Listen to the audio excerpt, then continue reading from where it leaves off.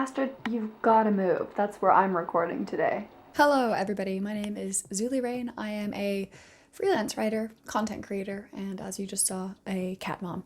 Today's video is all about whether Fiverr is good for beginners. Short answer, yes, Fiverr is good for beginners. And no, Fiverr is not good for beginners. To expand upon that complicated and useless answer I just gave you, I'm going to break down the pros, the cons, what I would do if I were a beginner on Fiverr, and a couple of platforms I recommend as an alternative to Fiverr.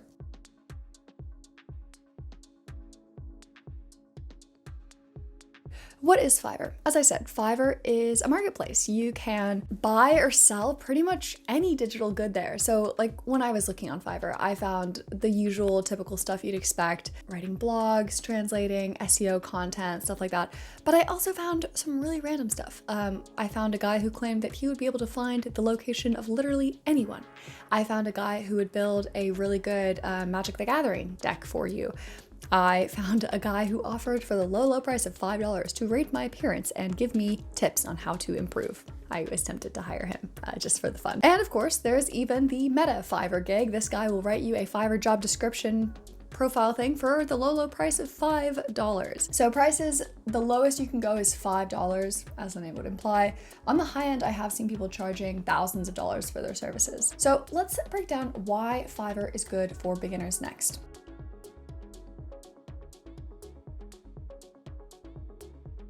Fiverr is good for beginners for the two main reasons I outlined, right? One, it's easy to get started. You can set up a profile, you don't need experience. You can just go ahead, jump right in, start making content, start selling yourself, start selling your body. Well, not your body, start selling your brain on the market. And two, because buyers go on Fiverr with really open minds, you can sell any kind of expertise. Like no matter what you're good at, you can post about it and hopefully find some clients.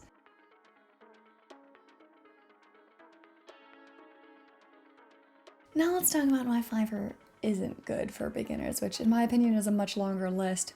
So I am big on people getting paid what they're worth, and I don't think Fiverr does that. They incentivize you to price yourself as low as possible to compete.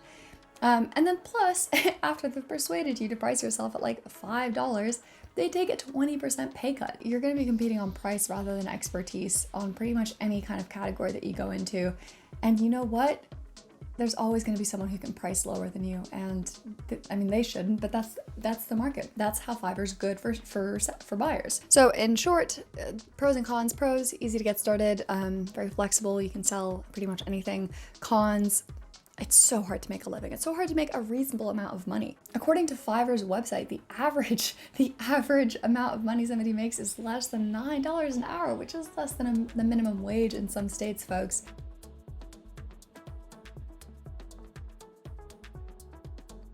Let's talk now about how I'd recommend using Fiverr. The typical advice you see on Fiverr usually goes something like this.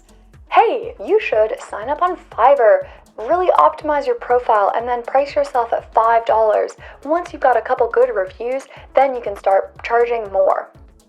I think this is terrible advice. Here's why. Two reasons.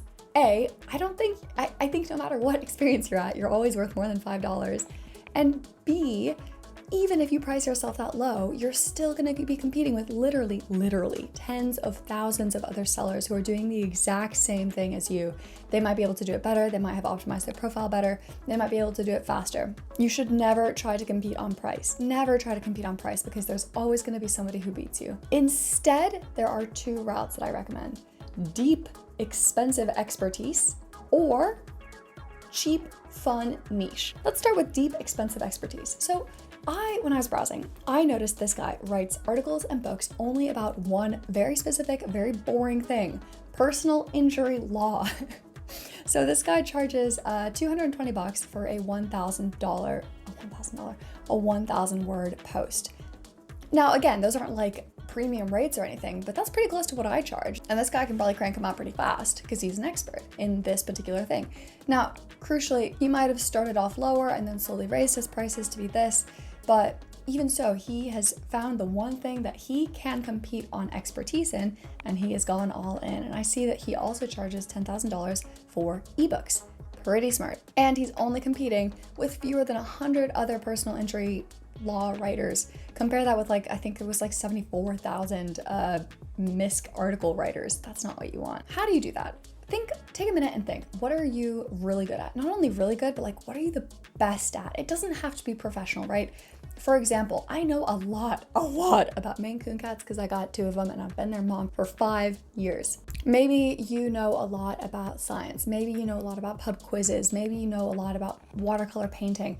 Maybe you know a lot about botany. Whatever your thing is, the thing that everybody around you knows you for, search Fiverr for that topic and see how people are monetizing it and how much they're paying. And try to go as niche as you can. So not just product photography, but say that you specifically photograph pet accessories, okay? This kind of thing is what I'm talking about. Make sure there are 1 or 2 other sellers, but probably not more than 100, because at that point you're gonna struggle to price yourself at the price that you wanna get paid at. Then you're gonna work out your price.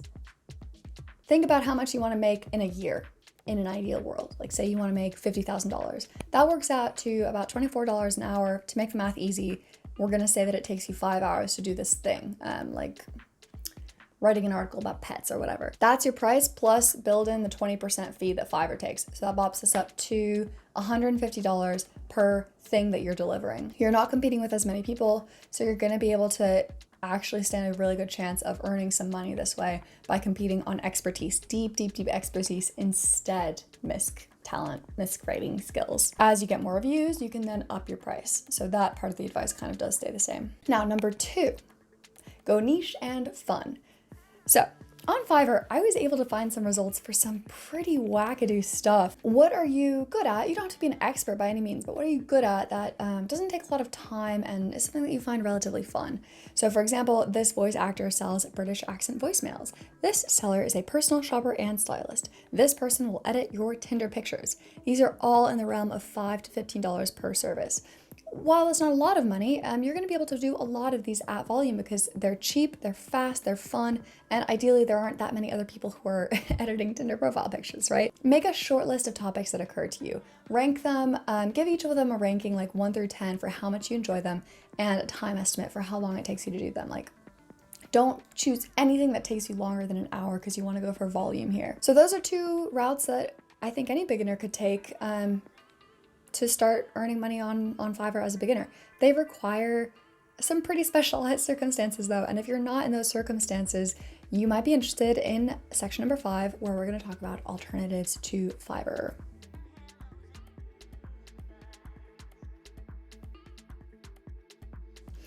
Let's talk about the alternatives to Fiverr. Let's say you have neither deep expertise in anything nor any niche hobby or craft that you love doing and you can do pretty quickly. If that's the case, I genuinely don't think Fiverr is a good place for you as a beginner freelancer. I think you should go somewhere else. And there are 2 places that I recommend. Number 1, you create a portfolio that attracts clients. This is easier said than done, but this is what I've done to earn money by writing. I don't like pitching. I don't like going on places like Fiverr. So what I do instead is I make content that is so good that when potential clients read it, they're like, oh my God, I want to have this on my blog. They contact me, they want my services. I can then set my price and they can say, yes, that's too high, or yes, that sounds great, or no, that's too high. But you're in the driver's seat there because they are coming to you for your services. They have already said that they like what you do. That's a great place to be. I've done a whole tutorial on how to do this with writing. You can pretty much replace that with any of your talents. Basically, just think about what the client wants to see, where they happen to hang out, post lots of content there. Number 2 is to use communities and network. Nobody likes to hear this. We all like to pretend that work is all based on merit, but it's not. A lot of it is based on who you know. So to give you an example, one of my favorite clients came to me through one of my other clients. I've got a client who came to me through a friend that I really enjoy working with. Don't be afraid to ask people, do you know anybody who needs XYZ? If your only qualification is, oh, my friend recommended them to me, that is a great qualification. It's going to put you head and shoulders above the rest of the people that they're checking out. Don't be afraid to ask friends and family for your first client or your first work business, okay? There's nothing wrong with that, and it's a great way to start earning some money and get your foot in that difficult freelancing door. Another place you can look are communities online. So for example, I joined the Superpath community, which is a big Slack group. I love to hang out there. It's full of people who are posting job opportunities, 2 or 3 a day. You will have to pitch yourself, you'll have to compete, but because it's a smaller circle, because it's a more niche community, you're not going to be competing as much. And you can start networking there as well, start building friends, start making relationships, and just try to get your foot in the door that way.